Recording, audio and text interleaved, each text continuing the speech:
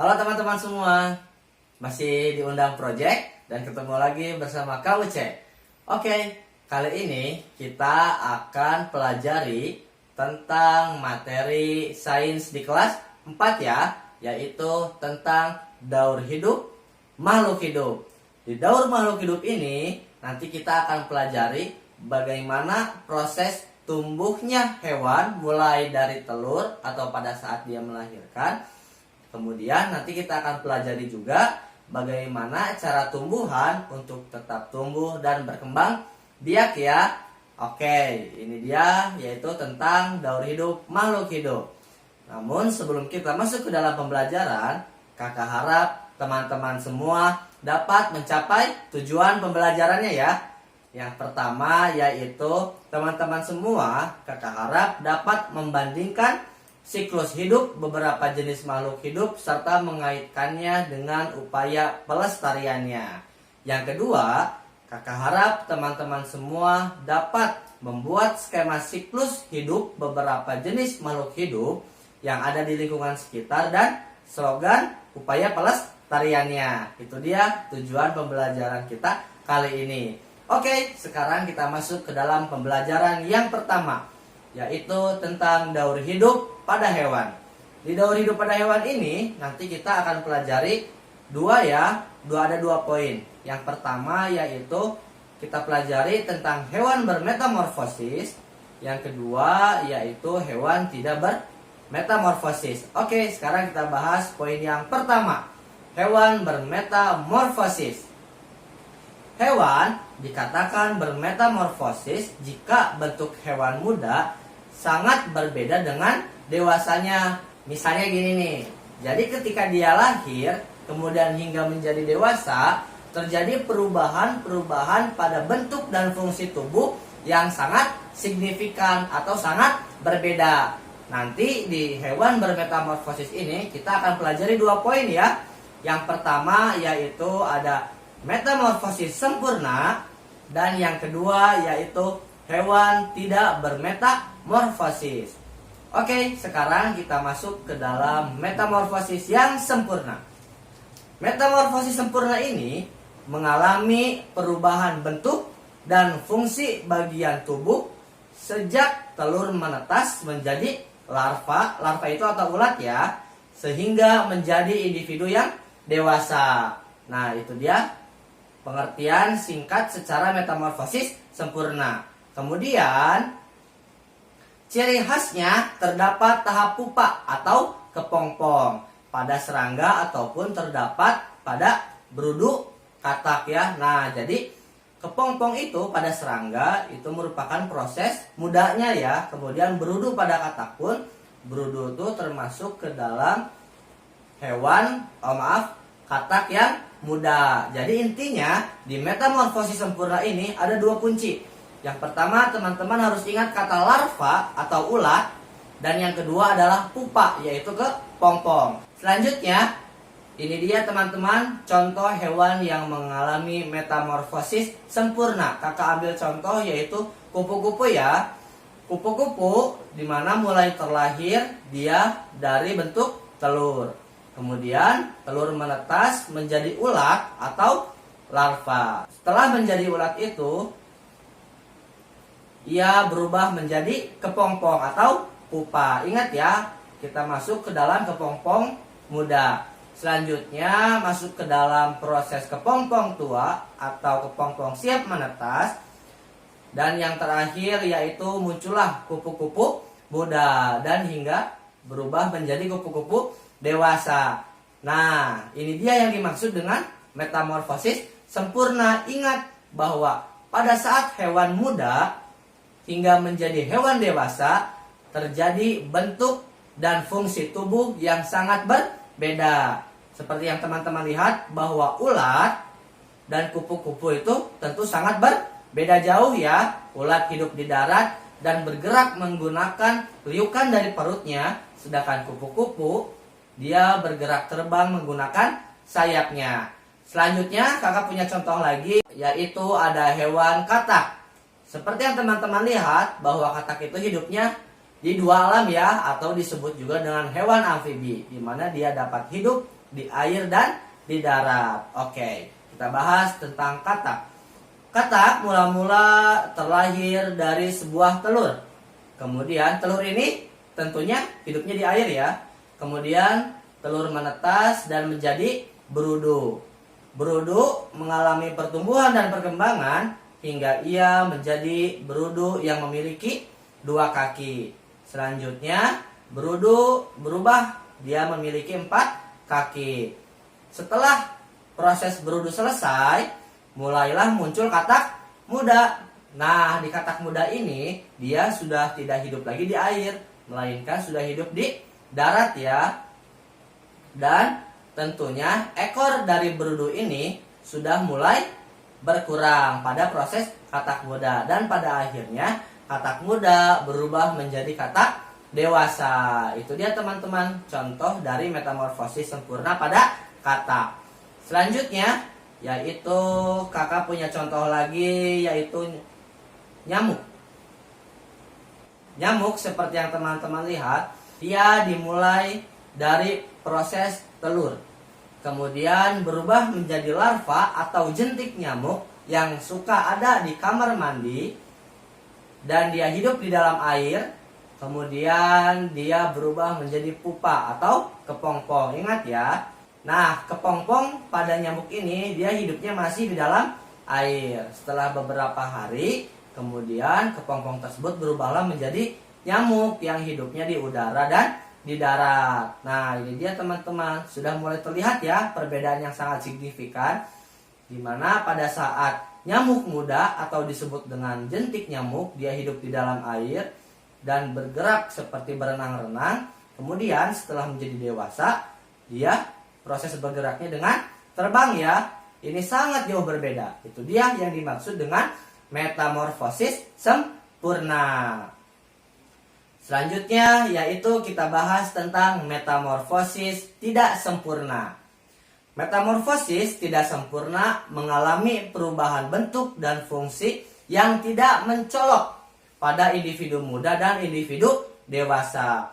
Ciri khususnya yaitu terdapat sayap yang muncul pada nimfa atau hewan muda. Oke, perlu kita garis bawahi bahwa di metamorfosis tidak sempurna ini, kata kunci yang harus teman-teman ingat yaitu nimfa atau hewan muda. Sedangkan di metamorfosis yang sempurna, teman-teman harus ingat 2 hal ya, larva dan pupa. Sedangkan di tidak sempurna yang teman-teman harus ingat yaitu nimfa atau hewan muda. Oke, kakak ambil contohnya yaitu belalang.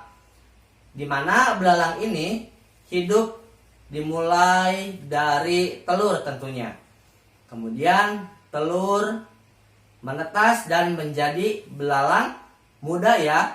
Dan belalang muda ini atau nimfa ini, dia belalang yang tidak bisa terbang. Oke? Bahwa nimfa ini pada belalang tidak bisa terbang. Seiring berjalannya waktu, lalu belalang ini dapat memiliki sayap dan bergerak dengan terbang. Nah, di sini terlihat perbedaannya, di mana pada saat nimfa atau hewan muda pada belalang ini, dia tidak memiliki sayap, sedangkan pada saat dewasa dia sudah memiliki sayap. Oke. Selanjutnya kakak masih punya contoh lagi, yaitu hewan kecoa dan jangkrik. Seperti yang teman-teman lihat, bahwa bentuk kecoa dewasa dan kecoa pada saat nimfa atau hewan muda sebetulnya tidak jauh berbeda, namun memiliki bentuk dan fungsi tubuh yang berbeda. Ada beberapa hal yang berbeda, seperti nimfa pada kecoa ini, yaitu dia tetap tidak bisa terbang, tidak memiliki sayap. Sedangkan kecoa pada saat sudah dewasa, dia sudah memiliki sayap dan dapat terbang. Begitupun yang terjadi pada jangkrik. Pada saat nimfa, jangkrik pun tidak memiliki sayap, tapi pada saat dia sudah menjadi dewasa, jangkrik memiliki sayap. Itu dia contoh yang kakak ambil tentang hewan metamorfosis tidak sempurna. Oke teman-teman, sekarang kita masuk ke dalam pembahasan hewan tidak bermetamorfosis. Maksudnya, bentuk dan fungsi tubuh akan tetap sama dari lahir hingga dewasa. Jadi tidak ada perbedaan bentuk tubuh yang terlalu mencolok. Pada saat bayi hingga dewasa, dia tetap bentuknya seperti itu dan tidak ada penambahan anggota badan lainnya. Oke, kakak ambil contohnya yaitu di sini hewan kucing. Seperti yang teman-teman lihat bahwa kucing pada saat dia mulai terlahir, dia masih memiliki 4 kaki, 1 ekor, 2 telinga dan sebagainya. Begitupun pada saat menjadi anak kucing, tubuhnya pun tetap tidak ada perubahan, hanya bertambah bulunya saja. Nah, kemudian pada saat sudah menjadi dewasa, kucing ini pun sama, tetap memiliki 4 kaki, 1 ekor, 2 telinga, dan hal-hal sama lainnya. Tidak terlihat bahwa pada saat kucing menjadi bayi, hingga akhirnya kucing menjadi dewasa, dia jadi memiliki sayap. Kan tidak seperti itu ya teman-teman. Nah, itu dia yang dimaksud dengan hewan tidak bermetamorfosis. Oke, sekarang kita bahas tentang daur hidup tumbuhan. Daur hidup tumbuhan biasanya dimulai dari biji hingga menjadi tanaman seutuhnya atau tanaman yang besar. Tanaman seutuhnya itu yang dimaksud ialah dia memiliki akar, memiliki batang, memiliki daun, dan memiliki bunga. Oke, kita lihat bagaimana proses daur hidup dari tumbuhan. Seperti yang teman-teman lihat, di sini kakak ambil contoh yaitu pohon mangga atau pada tanaman mangga. Prosesnya dimulai pada saat dia menjadi biji mangga. Biji mangga yang teman-teman tanam di dalam tanah, beberapa hari kemudian ia akan mulai tumbuh akar. Setelah tumbuh akar, kemudian akan muncullah tunas. Setelah muncul tunas, beberapa hari kemudian dia akan menjadi pohon yang kecil, memiliki akar, batang, dan daun. Setelah beberapa lama, pada akhirnya dia menjadi pohon seutuhnya, memiliki akar, batang, daun, dan bunga. Nah, itu dia proses dari daur hidup pada tumbuhan. Oke teman-teman, itu dia pembahasan tentang daur hidup pada makhluk hidup. Tadi kita belajar tentang daur hidup pada hewan dan daur hidup pada tumbuhan. Sekarang kita bahas tentang upaya pelestarian makhluk hidup. Adanya hewan dan tumbuhan memiliki peran yang sangat penting bagi manusia ya tentunya. Yang pertama yaitu bahwa mereka dapat dijadikan sebagai sumber ilmu pengetahuan. Yang kedua, sumber pangan dan obat-obatan. Ternyata makanan dan obat-obatan yang kita konsumsi yaitu sangat berasal dari tumbuhan dan hewan. Dan yang terakhir, menjaga keseimbangan lingkungan dan alam. Bahwa pohon, kemudian hewan-hewan yang hidup di sekitar kita. Nah, tujuannya yaitu pada dasarnya untuk menjaga keseimbangan lingkungan dan alam.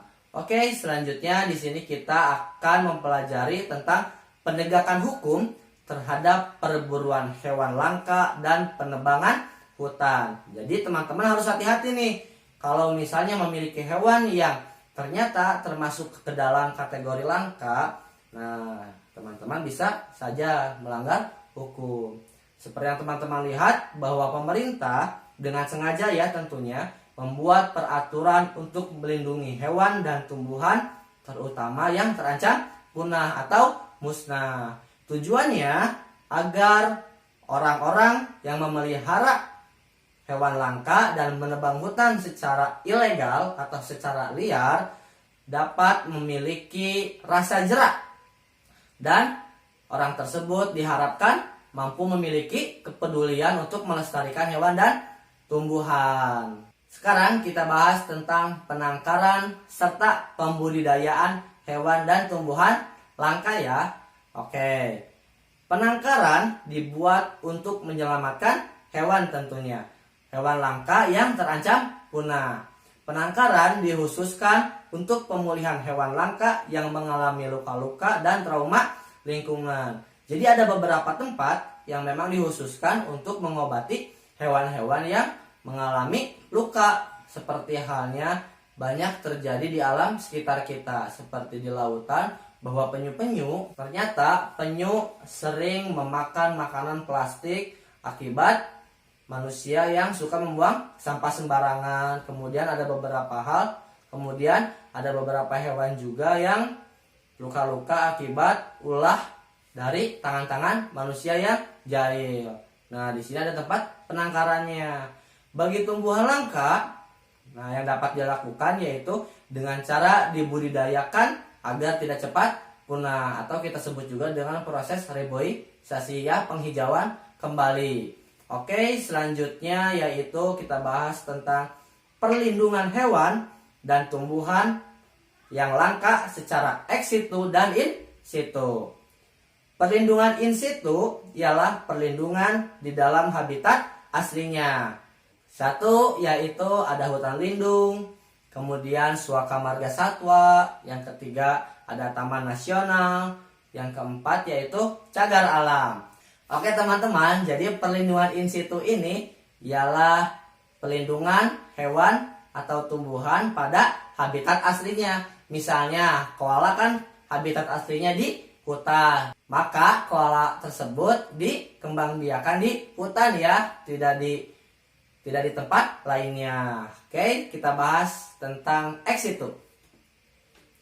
Nah, ex situ ini ialah perlindungan di luar habitat aslinya. Ada beberapa tempat, yaitu yang pertama ada kebun raya, yang kedua ada kebun binatang, yang ketiga taman safari, dan terakhir yaitu herbarium.